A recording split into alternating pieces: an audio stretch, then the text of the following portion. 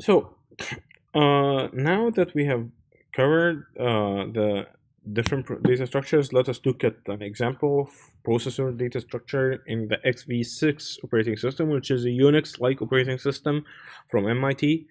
You have basically some registers for each process, and these are the registers for XV6. Are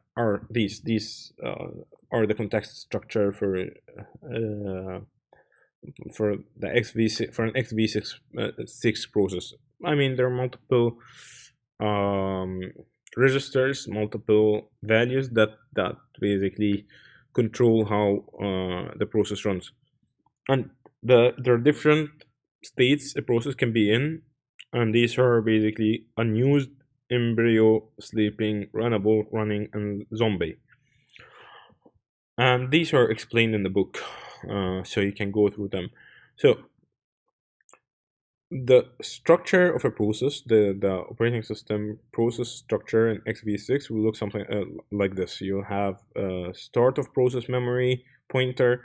You will have the size of the process memory, which is basically uint and signed int, and you have the bottom of the kernel stack for this process, so you know when it starts in memory, when it ends in memory, and the bottom of the kernel stack for it, and will cover the kernel stack in a bit later. Basically, you have the processor state.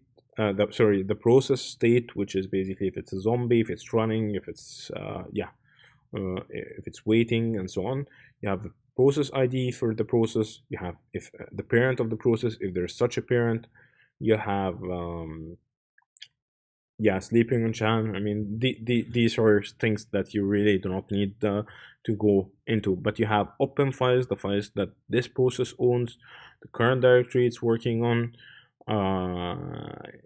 the context, which is basically where the registers for this process, the values for the registers for this process are, and you have something on the interrupts or the traps.